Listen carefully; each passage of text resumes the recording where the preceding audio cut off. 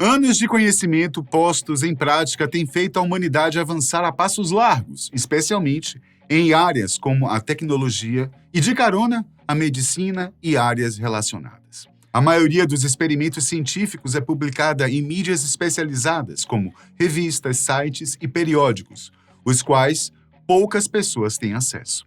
Não por limitações de login, mas por não saberem que tais mídias existem e permitem acesso público em certos níveis. E é por isso que trouxemos para vocês algumas destas novidades. Então, aqui vai uma seleção dos avanços científicos mais loucos que você perdeu em 2023.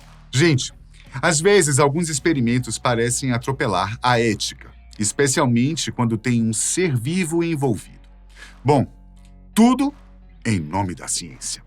Desde que o primeiro animal foi clonado, uma ovelha batizada de Dolly, a ética dentro dos redutos científicos tem sido um dos assuntos mais discutidos, uma vez que certos limites precisam ser mantidos. Ainda assim, recentemente uma equipe de cientistas implantou certos tipos de células cerebrais humanas em cobaias, a fim de estudar melhor os distúrbios psiquiátricos mais complexos, como a esquizofrenia. Segundo o site Science Direct, neste estudo, os pesquisadores transplantaram células progenitoras neurais humanas, conhecidas por HNPCs, em camundongos que sofreram lesão cerebral por radiação. Um modelo animal de distúrbios psiquiátricos como depressão e ansiedade.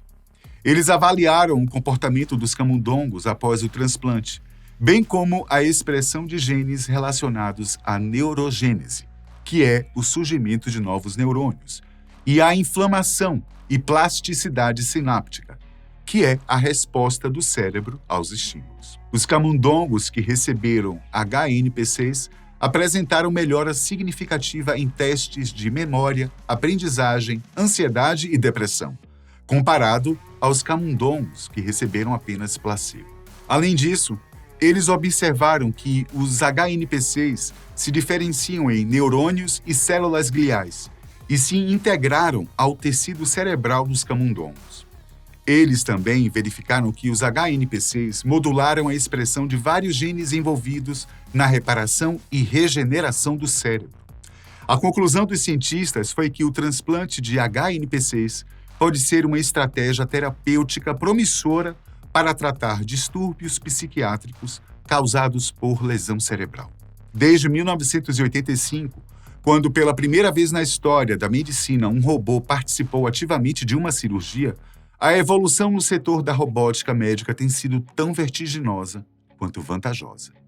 Isso porque robôs podem trabalhar com uma precisão muito superior à do ser humano, além de não sentirem a sobrecarga do trabalho, o que significa que podem fazer o serviço a qualquer hora do dia ou da noite. Não completamente sozinhos, pelo menos por enquanto. O fato é que duas novidades tecnológicas estão estreando na área da saúde. Uma delas é a RA, ou realidade aumentada. A outra, ainda mais poderosa, é a IA, ou inteligência artificial. A realidade aumentada é uma tecnologia que permite sobrepor elementos virtuais, como imagens, textos ou sons, à realidade física, criando uma experiência mista e interativa.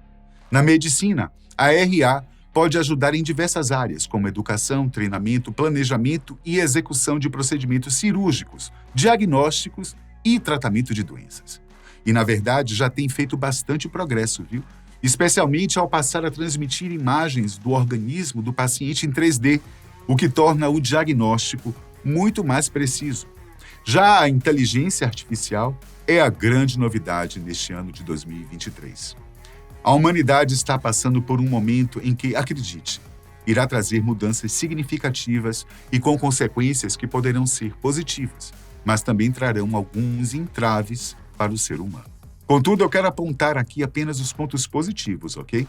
Especialmente na área da saúde, que é o que interessa. O resto não tem pressa. Como já dizia Paulo Cintura, né, cara? Isso! Cheio de saúde! Saúde é o que interessa, o resto não tem pressa! Com o uso da inteligência artificial, as análises dos dados clínicos, laboratoriais e de imagens podem ser feitas com uma precisão e rapidez muito maior. além de já poder propor diagnósticos preliminares e soluções terapêuticas mais acertadas. A inteligência artificial também passa a colaborar na qualidade e na segurança dos atendimentos médicos, uma vez que tem a capacidade de reduzir erros, falhas e custos, aumentando a eficiência dos médicos, a eficácia nos diagnósticos e, consequentemente, na satisfação dos pacientes. Assim como a realidade aumentada, e com uma abordagem teórica precisa, a inteligência artificial mais do que facilita os treinamentos médicos. Ela oferece recursos interativos, personalizados e adaptativos, que permitem aos estudantes e profissionais aprenderem de forma mais dinâmica e efetiva.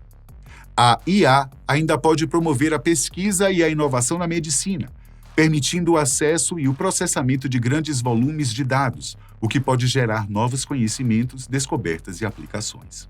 Ela também pode contribuir para a prevenção e a promoção da saúde, ao monitorar os dados dos indivíduos e da população, identificar fatores de risco, alertar sobre possíveis surtos ou epidemias e orientar sobre hábitos saudáveis.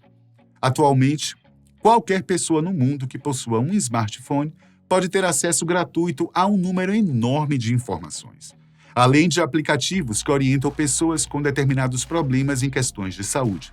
Gente, está cada vez mais barato. Também o acesso aos smartwatches, relógios dotados de tecnologia e recursos que permitem monitorar pulsação, sintomas de diabetes, bem como auxiliar em caminhadas e outros tipos de exercícios. Uma equipe médica do Hospital La Paz, em Madrid, realizou o primeiro transplante de intestino do mundo em uma criança a partir de um doador falecido. A paciente foi uma menina de 13 meses, chamada Emma, que sofria de uma doença rara chamada enterocolite necrosante, que causa a morte dos tecidos do intestino. Emma nasceu prematura, com apenas 25 semanas de gestação e pesando apenas 800 gramas. Ela desenvolveu a enterocolite necrosante logo após o nascimento e teve que ser submetida a várias cirurgias para remover partes do seu intestino. Ela ficou com apenas 25 centímetros de intestino delgado, o que a impedia de se alimentar normalmente e absorver os nutrientes necessários para o seu crescimento. Emma dependia de uma nutrição parenteral, que consiste na administração de nutrientes por via intravenosa. A única solução para o caso de Emma era o transplante de intestino, mas essa é uma cirurgia muito complexa e arriscada, que requer um doador compatível e vivo. No entanto, não havia nenhum doador vivo disponível para Emma e ela estava em uma situação muito crítica.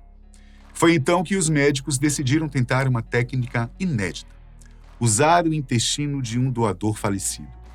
Abrindo um parêntese neste caso, é bom salientar que uma das promessas da tecnologia é, em breve, obter tecidos epiteliais e também aqueles que envolvem certos órgãos, como o intestino, a partir de impressão 3D.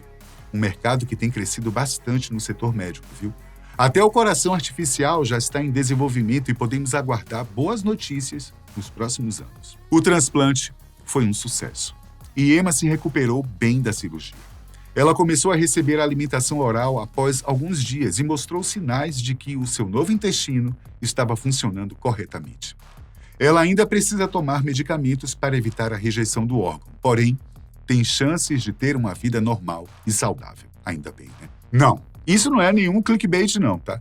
Segundo o estudo conduzido por pesquisadores da Universidade de Tel Aviv e publicado no jornal científico Cell, quando as plantas são privadas de água, elas podem emitir sons pelo ar, só que em uma frequência muito alta para ser ouvida pelos humanos. O estudo sugere que isso seja uma resposta ao estresse sofrido pela planta, ou quando está seca, ou quando passa por poda parcial ou total.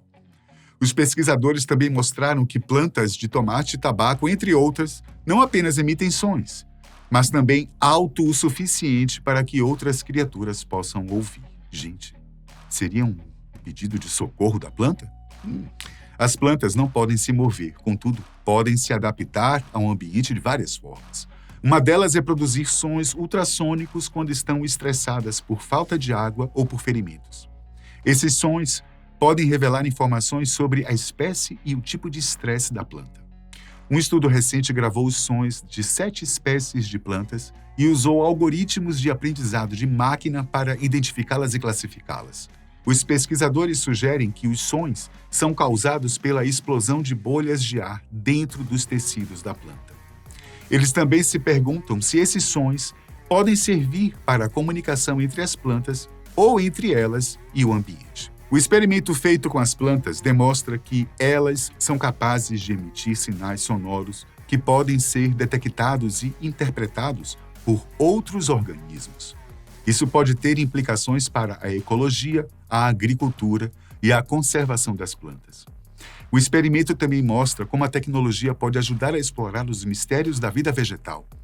Acredita-se que, ao conhecer melhor as plantas, novas técnicas de plantio poderão ser aplicadas no futuro, quando haverá menor espaço para o plantio e mais gente para alimentar.